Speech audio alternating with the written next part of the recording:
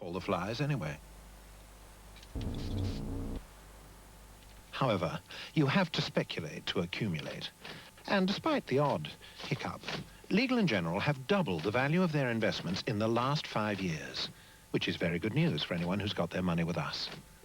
Legal & General, only 99% certain of getting it right. St. Ledger is a thirst-melting combination of spring water, orange juice, and a generous measure of white wine.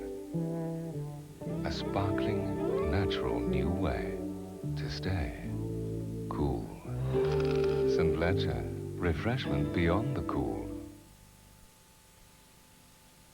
Home pickling is simple if you use Sarson's pickling vinegar, now in its own pickling jar.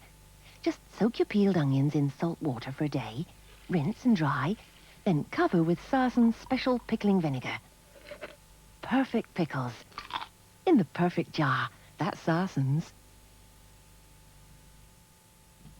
Good evening. Intercity services out of King's Cross Station could be at a standstill by the end of the week because guards are threatening to escalate the dispute over driver-only trains, whatever the outcome of the national ballot due tomorrow. It follows British Rail's refusal to reinstate 11 guards who turned up for work today. BR say the guards still won't operate the trains. Now their intercity colleagues are backing them with a one-day strike which could paralyse the rail network from King's Cross to Bradford and Newcastle. The Environment Secretary has overruled a planning inspector's decision and the objections of local people and given the go-ahead for a multi-million-pound redevelopment of Limehouse Basin in London's Docklands.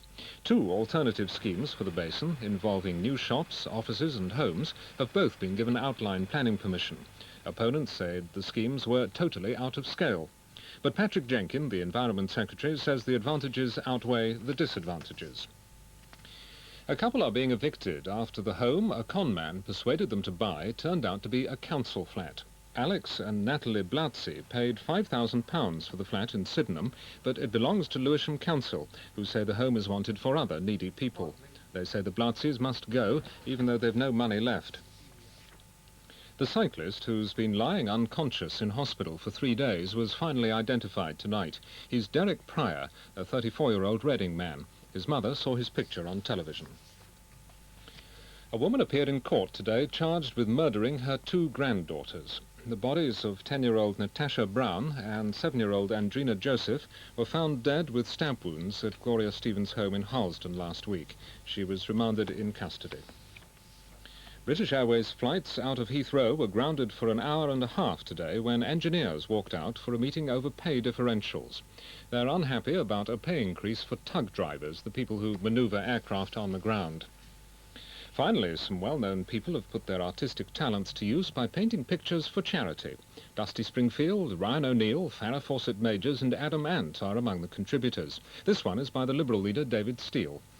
The paintings are on show at the Graffiti Gallery until Saturday, when they'll be auctioned at the Grosvenor House Hotel for the Save the Children Fund. And Thames weather. Tonight, dry and warm. Tomorrow, dry with some warm sunshine occasionally. The high 22 degrees Celsius at 72 Fahrenheit. And that's it. More Thames news tomorrow. Now, the tenor man's story.